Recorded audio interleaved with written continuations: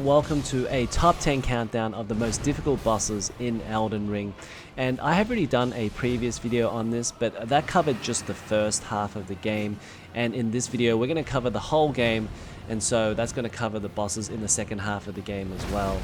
If you're curious about the rankings in the previous video, I'll leave them listed in the description below, and I'll also leave a link to that video in the description as well. Now, as I've said, these rankings are very subjective because they can really depend on how over-leveled your character is at any stage of the game. So I expect everyone to have a pretty different ranking for Elden Ring, so let me know below in the comments what your top 10 bosses are. At number 10 is Ratagon Elden Beast. Now, this is the final boss of the game, but this isn't actually the most difficult fight in the game. That said, it's not the easiest fight because you have to essentially defeat two bosses here, and you don't get a side of grace between the Ratagon fight and the Elden Beast fight. The Elden Beast part is definitely the more difficult part, so you do want to save up most of your flasks of Crimson Tears for that part of the fight. At number 9 is Draconic Trees Sentinel. Now, I do believe this fight is more difficult than the final fights, and that is because you don't actually get to use your summon here, so you're all on your own and you need to fight the Draconic Tree Sentinel one-on-one. He has a number of very strong attacks where if you're not careful he can easily one-shot you. He has this lightning area effect attack and also this sort of fireball attack where if you're not careful you can get caught in its flames. Number 8, we have Millennia Blade of Nicola.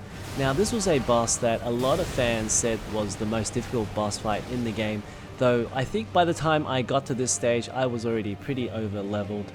She has this skill or special effect where if she hits you or you block it, she will recover part of her hit points, and that allows her to stay in the fight a lot longer. She has this 3-phase combo which if you get caught in it, it can very easily one-shot you.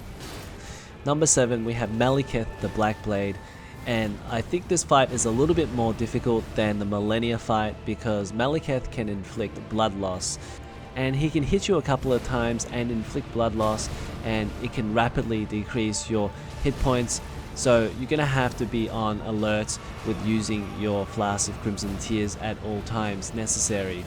Not to mention he just jumps around all over the screen and it makes him very difficult to follow around the arena. Number 6 is the Tree Sentinel, and this is a pretty difficult boss fight at the start of the game that you're not really expected to win, but I think Souls veterans will enjoy the challenge. I think most people are just going to come back after they've leveled up maybe 10 levels or so, but it's really difficult because most of the time you're going to feel like you're underpowered and underleveled here, and that it only takes 1 or 2 attacks for him to kill you.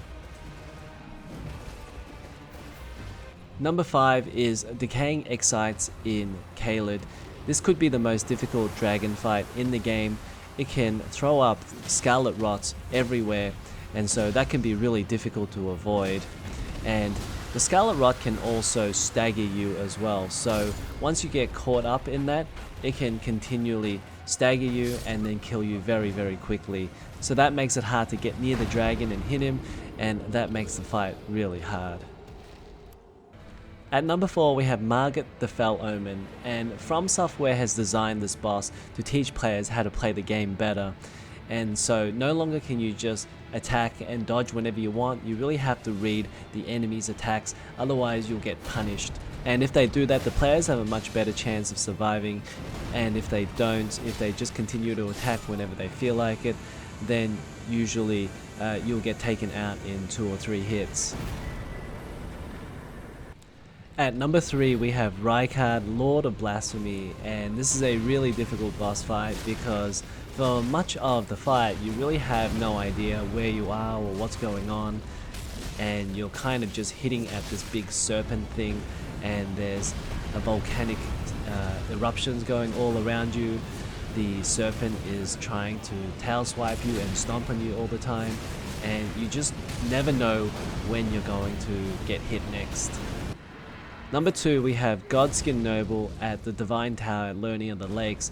This is a really difficult boss fight because you don't have your summons with you, so this is a 1 versus 1 battle with the Godskin Noble. The biggest strength of the Godskin Noble is that he has a wide variety of attacks, so he has a lot of short range, medium range and long range attacks, and you're never quite sure what he's going to do next.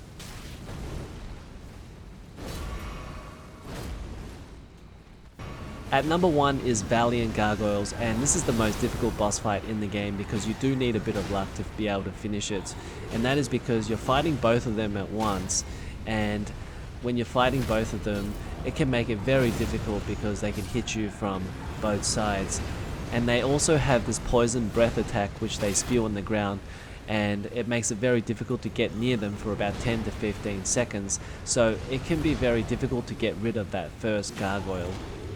Okay, that's going to be it for this one. I hope you enjoyed watching the top 10 most difficult boss fights in Elden Ring, and if you liked the video make sure to leave a like and also to subscribe to the channel for more Elden Ring content, and I'll see you in the next one.